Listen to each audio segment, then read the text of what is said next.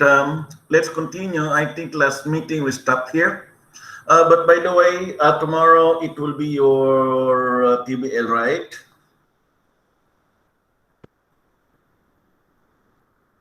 Can you answer me? You know, you got your email? Yes.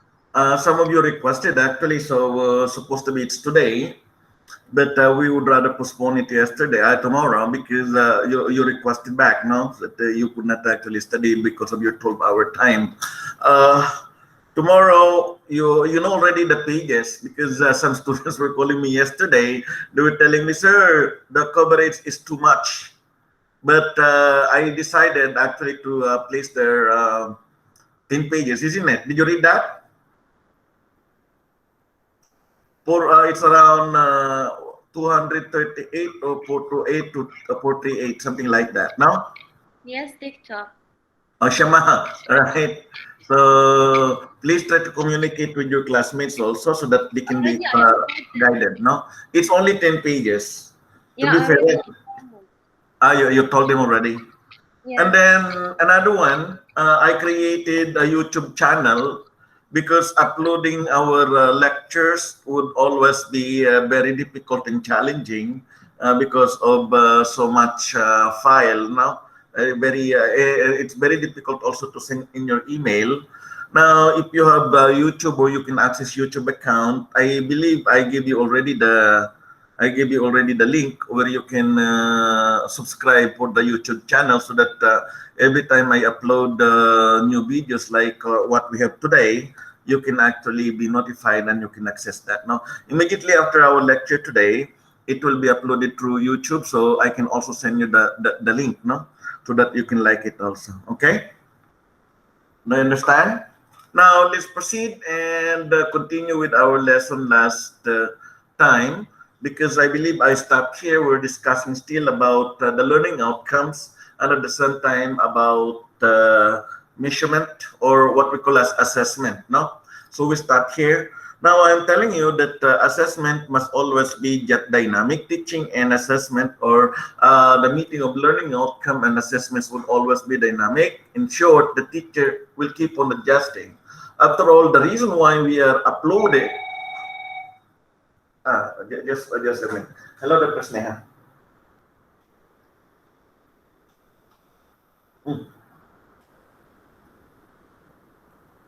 Yeah, 35.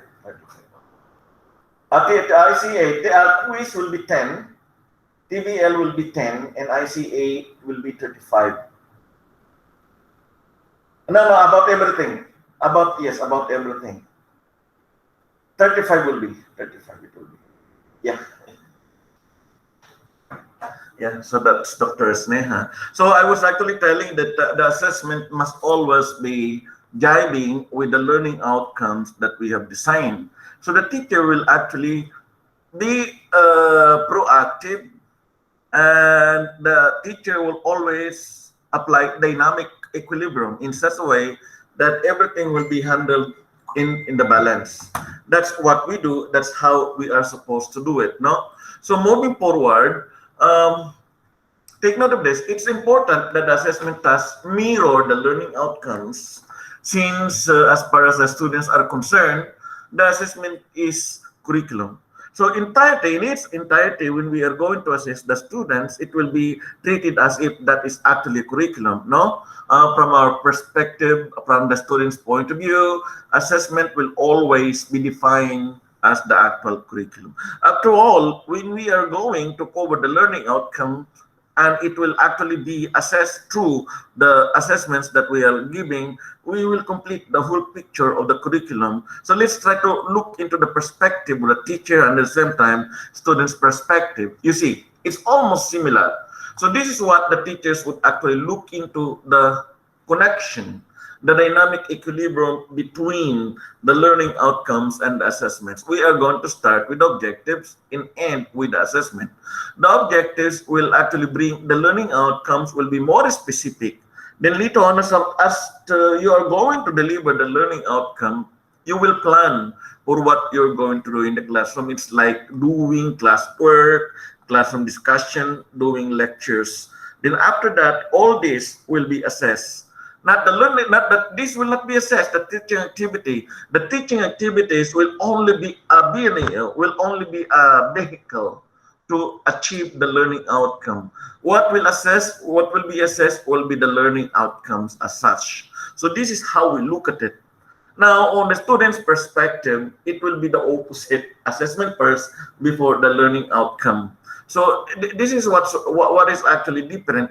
Then we are similar in terms of the learning activities. So this is the thing. To the teacher, assessment is at the end of the teaching learning sequence, while to the students, the outcome will be the end, and eventually the outcome will actually be considered as the curriculum as such. This is how they look at it. No?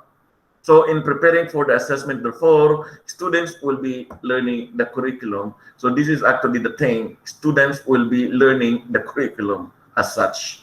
So something like, this is actually happening right now, as if they're trying to renew things, they're trying to go back again to the topic that they have learned in the past. But actually, supposed to be what we are actually doing when we are going to assess students, that we are going to assess their actual knowledge per se. Now, learning outcome assessments must always come a long way into constructive alignment. What is actually the meaning of constructive alignment? So let's try to look into constructive. No, the students construct understanding for themselves through learning activities. So we see, when we are going to look into our activities, since classroom is a dynamic now, or has a dynamic process, we keep on adjusting. So in a way, we're allowing the students to learn and understand by themselves through the learning activities, the learning outcome that we identified. Therefore, accordingly, in this regard, teaching, according to Biggs in 2003, is simply a catalyst for learning. We just are there to reinforce the learning activity of the students. That's what we do. That's how we do it. Okay? Now, if students are to learn desired outcomes in a reasonably effective manner, then the teacher's fundamental task is to get students to engage in learning activities that are likely to result in their achieving those outcomes. Now, it is helpful to remember that what the student does is actually more important in determining what is learned than what the teacher actually does. So we are always looking into this. What the student does is more important than what the teacher does. Because always we look at into achievement of the learning outcome, it must always be focused on the students. The students must always look at that way, that when they are going to achieve the learning outcome, they are trying to complete the curriculum that we designed for them. Now, in terms of alignment, let us try to look at this. No, alignment refers to what the teacher does in helping to support the learning activities to achieve the learning outcomes. So the teacher adjusts, and we are going to make it sure that teachers would always deliver, would always teach what is designed, would always teach what is actually outlined in the learning outcome. After all, before we can actually go to the classroom and start teaching, we will always come out with the learning outcome. In short, we plan for what's going to be taught, right? So the teaching methods and the assessments are aligned to the learning activities designed to achieve the learning outcomes. Okay, so let's move now. So constructive alignment is the way by deliberately linking within curricula of aims. So we have to link. The teachers will always link, no? And the learning outcomes, the learning and teaching activities, and assessment. So in short, we are always going to look at this. Now, take note of this. This is how the teachers will actually do it. Since classroom activity will be dynamic, teaching will be dynamic. You see, the moment the teachers starts to identify the learning outcome, he's always thinking about the assessment that he can actually design. When you design and when you lay down the learning outcome, you're always thinking already on how you are going to assess it. That's how you're going to do it. Then when you're going to plan and come out with the learning outcome, you're already thinking on how you're going to do it, how you're going to deliver it, how are you going to achieve it, and later on, how are you going to measure it. That's the dynamism. That's the equilibrium that we really would like to maintain in the classroom. That is the constructive alignment. Now, the learning outcomes state what is to be achieved in the fulfillment of the aims. So we are going to look at that. Now, the learning outcome will reflect all the things that we would like to achieve for the students and for the teachers. These are the things that will guide us on how we are going to deliver to the classroom. Now, learning activities should be organized so that students will be likely to achieve those outcomes. So the teacher will always carefully plan on what he is going to do, on how he is going to achieve the learning outcome, and how he is going to deliver the lesson that is associated with the learning outcomes that are identified. Now, after all, when you're going to teach, you need to limit what you're going to teach because you cannot teach everything in one setting. So, like for instance, as I keep on telling you, diabetes mellitus, you cannot teach that in one setting, you cannot teach that in 1 hour. You have to divide that according to classifications, according to how you are going to teach it. Maybe you're going to start with symptomatology, then you're going to discuss with pathophysiology, then after that you're going to start discussing treatment. So there are so many things. Now, how are you going to present that to the class? So that's usually the challenge that the teacher will always look into. No?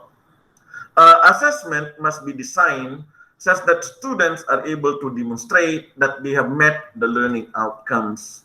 So we are going to look at that way. Assessment must be designed such that students are able to demonstrate what they have met the learning outcomes.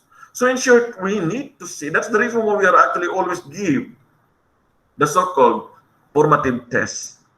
That's the only way we can actually assess if the students have achieved the learning outcome. After all, we have to identify the learning outcome by all means. So you have to look at that way. Now, constructive alignment is just a fancy name for joining up the dots. In short, we are going to figure out on how we are going to link together learning outcome, the learning activity or the teaching activity, and at the same time the assessment. It's just like that. The teacher will actually solve the puzzle in doing it. So in doing that, you are trying to make it sure that the learning process and the teaching process will be dynamic. So you try to stabilize that. You try to adjust whatever you can on what you're supposed to do inside the classroom. All right. Now, steps involved in linking the learning outcomes, the teaching and learning activities, and assessment. Now, take note of this. This is very important, and I like it. If the learning outcomes are clearly written, as I told you, it must be brief, concise, and clearly written. That means to say, can be understood by all the stakeholders. Who are the stakeholders? The teachers, the students, the administration, and other people are involved in the curriculum development and delivery. Right. Now, the assessment is quite easy to plan. Now, if the learning outcomes are written clearly, then the assessment will be easily planned. That's what we are going to do. Now, number one, how are we going to link the learning outcomes with your assessment? Always take note of this. In order to maintain the dynamic of classroom delivery, you're going to look and think always on 3 parts. The learning outcome, the teaching activity or the learning activity, and the third one will be assessment. We're always going to link the 3. The learning outcome plus the teaching and learning activity, teaching for the teachers, learning activity for the students, and the assessment. No? So how do we do it? So let's see. Number 1. Clearly define the learning outcomes.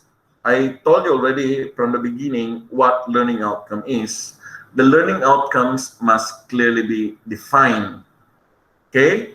As I told you, it must carry a time frame. It must carry a very clear evaluative or let's say valid verb according to the Bloom's taxonomy on what level you're going to utilize. No? Then select teaching and learning methods that are likely to ensure that the learning outcomes are achieved. You're going to think about that, no?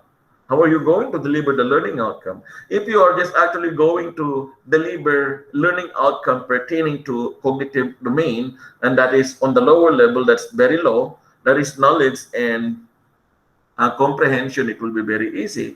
But if you go to a higher level, it will be difficult because you are actually asked to synthesize, to evaluate, and to solve. Yeah. So you look at that way, no? Now choose a technique or techniques to assess the achievement of the learning outcomes. You are always going to look and choose always for the techniques, no? What type of examination you're going to give, what type of assessments you're going to give. Now assess the learning outcomes and check to see how well they match with what was intended. From time to time, as you're going to teach, I assume and we assume that you know already what you're going to teach. Therefore, you are always going to plan with what and how you're going to carry out and how you are going to achieve the learning outcome that you design. So it is just like that. You're going to look into, always look into how best you can deliver the learning outcome. Always take note of this. The design of teaching will be in 3 ways or in various ways that must always be containing the 3 major components: the learning outcome, the teaching and learning activity, and the assessment. The moment you are going to, or you started with your foot try, that is clearly identifying the learning outcome, then you can easily plan for your teaching activity and learning activity, and you can easily plan also for your assessment. That is as simple as it is. All right. So linking the learning outcomes, teaching and learning activities in assessment. How are we going to do that? So let us try to look into this, no? So let us try to see what and how we are going to deliver. Let's say the table will actually show you 3 columns. The first column will be the learning outcome. Learning outcomes must always be the starting point of our class. We should know that, no? Then the second activity will be the teaching and learning activity, how you're going to achieve the learning outcomes. Now, for the assessment, how you are going to assess the learning outcome. You cannot assess and you will not assess the teaching and learning activity. Instead, what you will assess will be all the learning outcomes. So moving forward, according to Bloom's taxonomy, there are 3 domains of taxonomy. Yeah? These are cognitive domain, affective domain, and psychomotor domain. So let us try to look into the learning outcome pertaining to cognitive domain. So in cognitive domains, there are actually 6 levels there, and every domain, every level of cognitive domains will be assigned or is assigned with the specific verb that will be utilized as the beginning of the learning outcome. No? Let's say demonstrate. Knowledge. It could be knowledge. It could be comprehension. It could be application. It could be analysis, synthesis, and evaluation. Remember this. The first 2 will be easy because you can easily measure that with identification and MCQ. But application to evaluation is quite difficult. Now, how are you going to deliver this? All the cognitive domains can actually be delivered through the following lectures. That's just what we are doing right now. So everybody is familiar with the lectures. It's actually good when you are just thinking about contents. Discussions. It could be tutorial. For demonstrations, it could be laboratory work, right? What about affective domain? Integration of beliefs, ideas, and attitudes. Let's say clinical work. We'll observe their behaviors and attitudes in the clinical area, how they are dealing with patient and at the same time with their supervisor or with staff. Group work, how they are acting in the group, are they participating in the group or are they just annoying the group? Seminar, group work, group report, group discussion, group seminar. Yeah. Then of course, the third one is psychomotor domain skills, acquisition of physical skills, no? Peer group presentation, etc. So these are some of the teaching and learning activities that you can actually do. So you choose. It's up to you, right? On what you're going to do. You can use psychodrama. You can use so much like PBL, TBL, or CBL. Now, in terms of assessment, how are you going to assess? Number 1, end of module examination. Anybody can actually tell me how or what is end of module examination? Is it summative or is it formative examination? Anyone? End of module exams. Is it summative or is it formative? Class, are you still there? Yeah? Can you try to tell me what type of exam is end of module examination? Is it summative or is it formative? Huh? Is it summative or is it formative? What do you think? Is it formative? End of module examination. You should know how to classify. You should make the classification. No, from now on, maybe I'll give you this in your examination, because a lot of people are confused between summative and formative examination and use continuous assessment. Yeah. Yeah. So end of module examination. What do you think? Most of the time we use this as end of as summative assessment. No, summative because it's going to be looking in the end. It's going to look into achievement. We just give this, just like your final examination or your end semester examination. You get the point?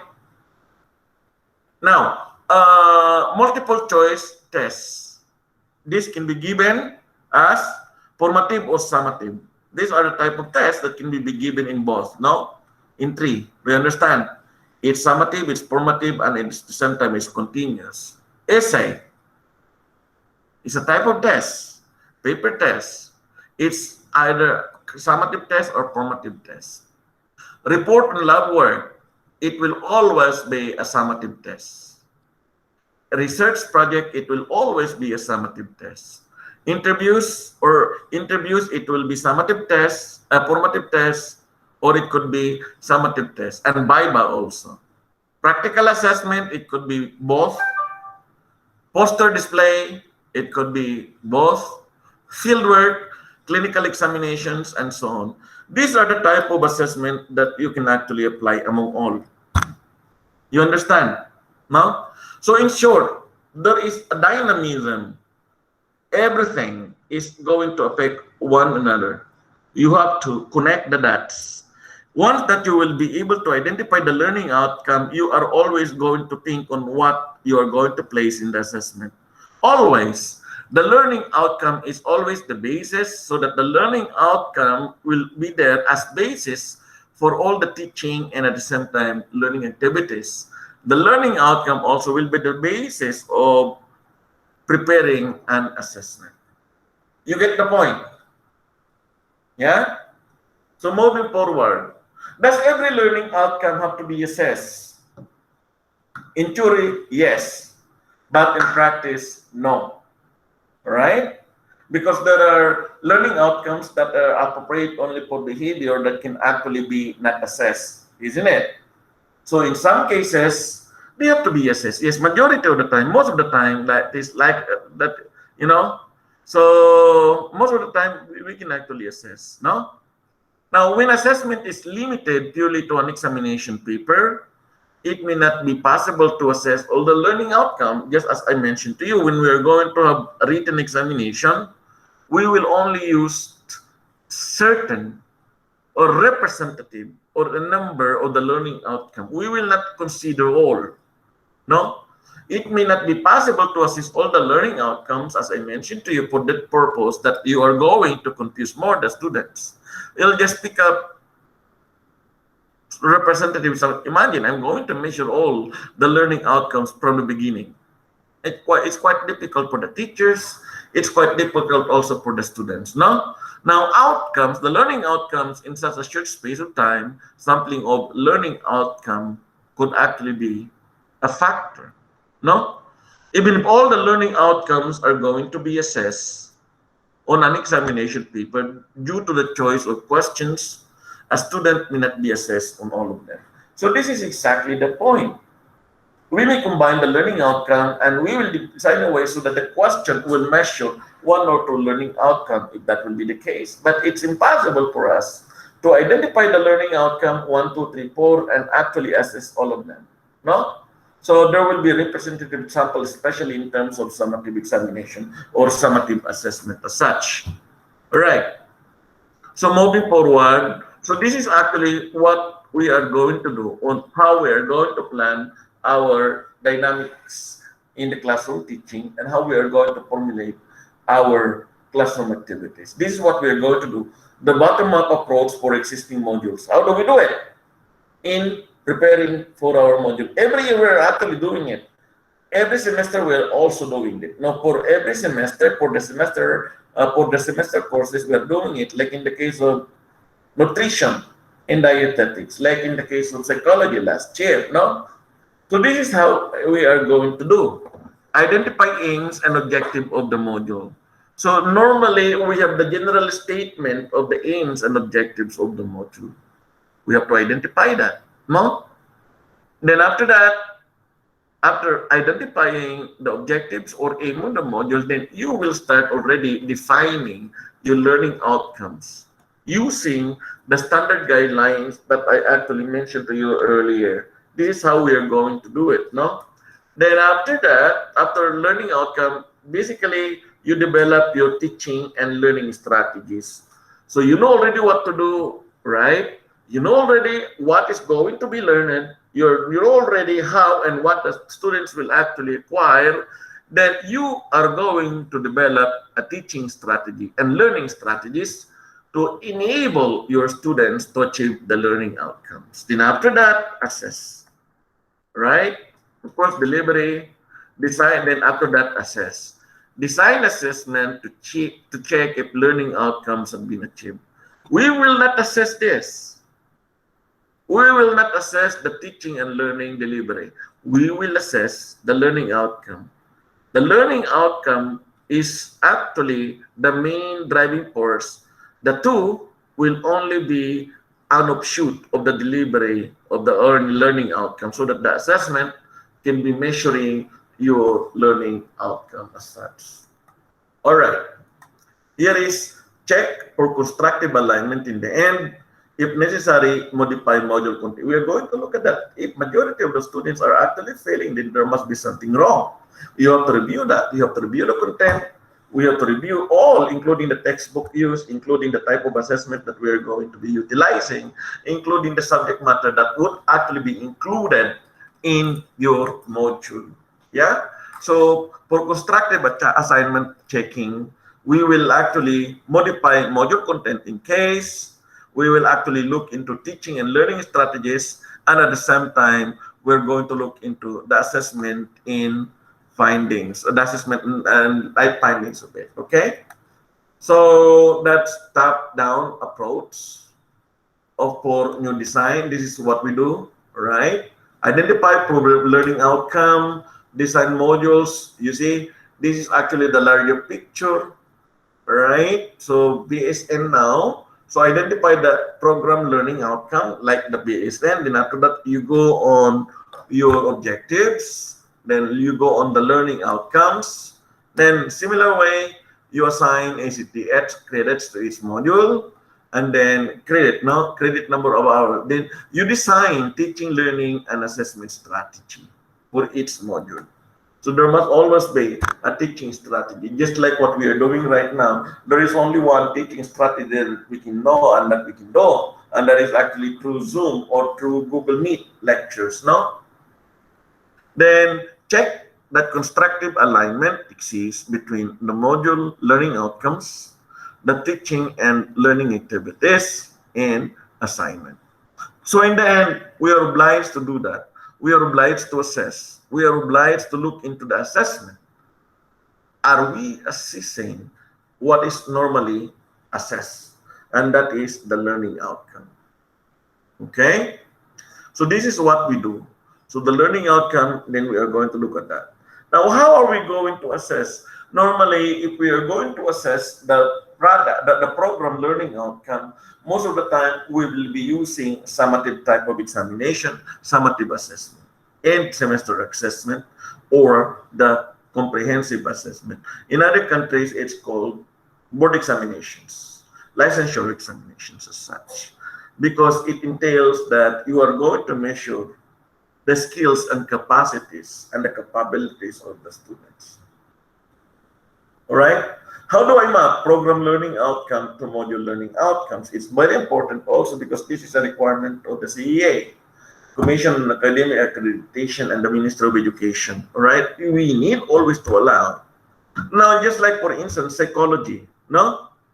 I'm not just teaching psychology for the sake of teaching psychology. Everything is pre-programmed. Everything is well thought of. Why? What do you mean by that? So the College of Nursing design a program, and what is program? Bachelor of Science in Nursing. So in every year there are specific courses. You see. So the program, if you're going to look at the program, there are always learning program outcome. I'll show you. No. I think I have copy here.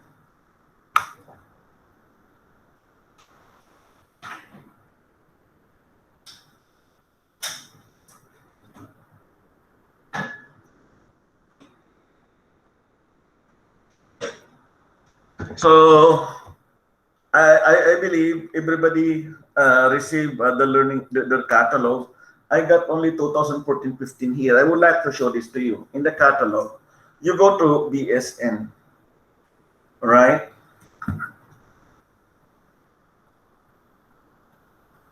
Now, if you go to BSN,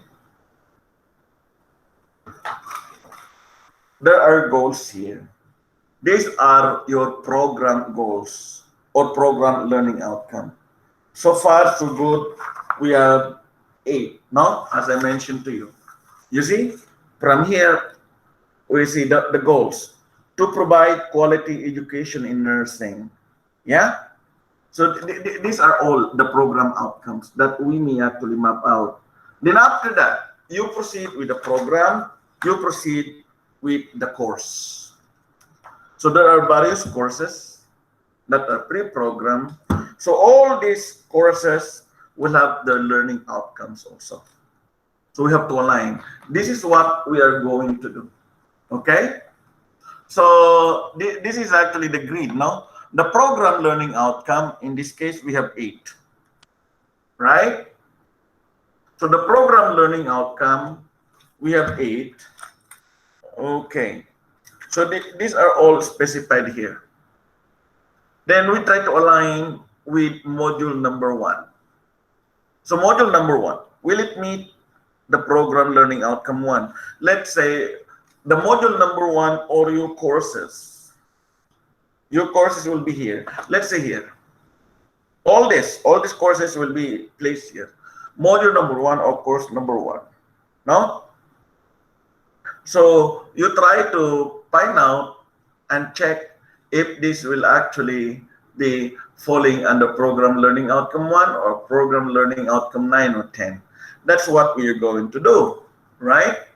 So very simple, not very logical. It's actually going to be very easy. Your job will be very easy if you have done that. No, we have the larger context of the learning outcome of the program.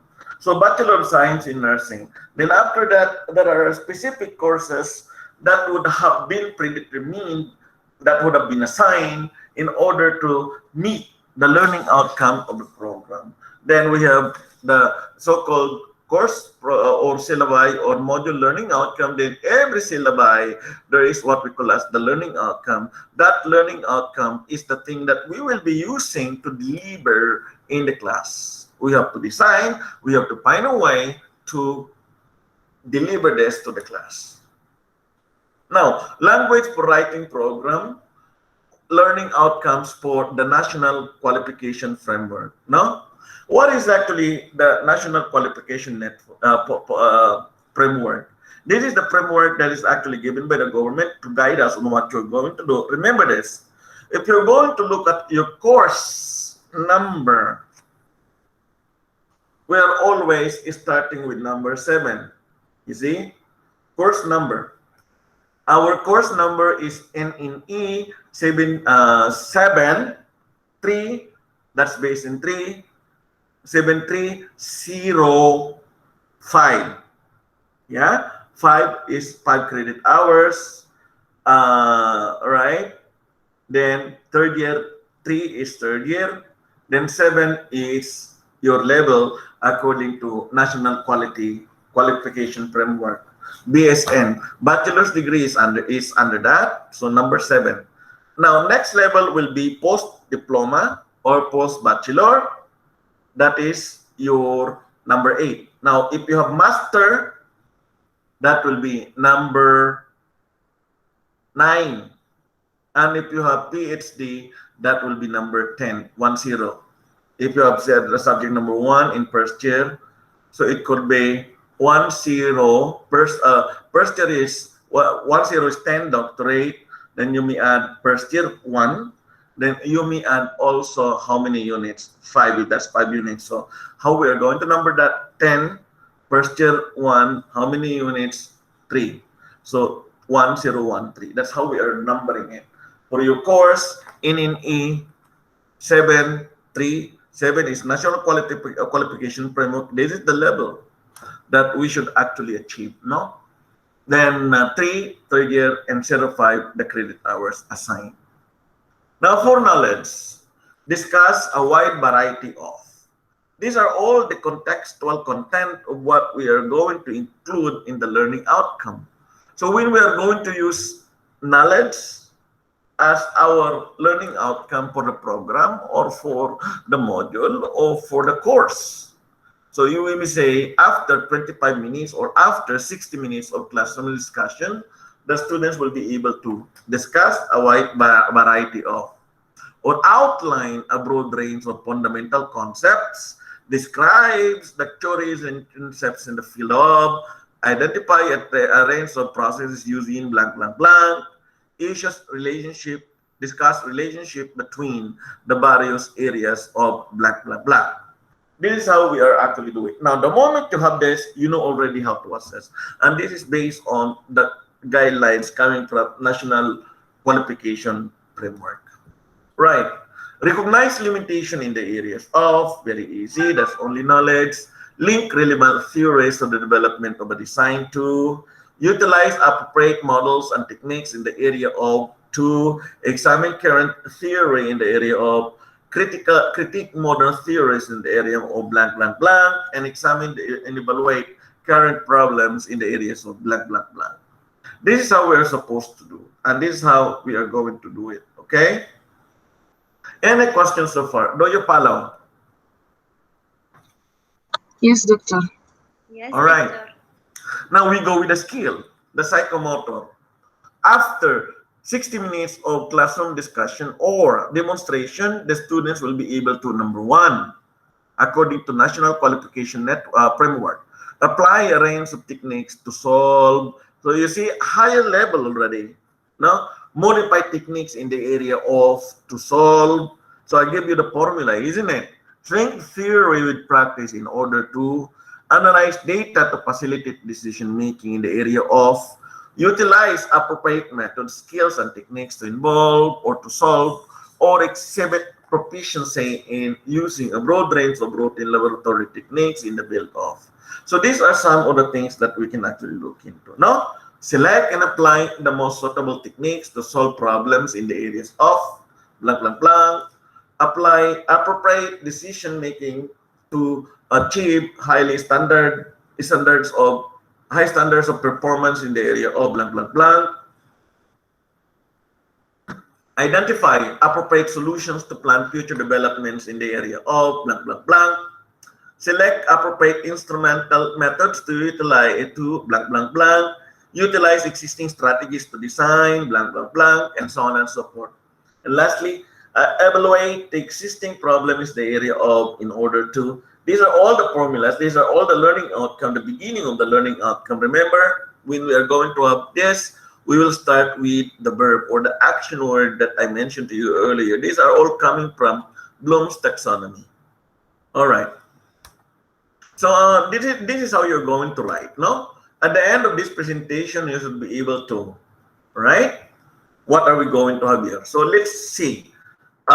Assessment, no? So this is what we are going to have here, no? We are almost ending, no? Explain the meaning of the term assessment. This is what we are going to do. Discuss formative, summative, and continuous assessment. Actually, we have done that already. Then match learning outcome to appropriate forms of assessment. We have done that already. So I intentionally place the learning outcome in the end so that we can actually check. This is how we are going to look at it. This is how we can check. Then construct a table showing the relationship between learning outcomes, and then distinguish between the top-down approach and bottom approach to program design. Map program learning outcomes onto module learning outcomes by means of a grid. You see, now let's try to evaluate one by one class. Now, anyway, I think we'll finish ahead of time. Okay, so number one, explain the meaning of the term assessment. Did we tackle that? Check or not? Are you still there, class? You can hear me? Yes.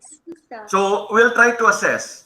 If we were able to finish all and discuss this, we're able to touch this in the duration of our class from the beginning, no, of the learning outcome. Explain the meaning of the term assessment. Did we tackle that? Check or uncheck? Yes or no?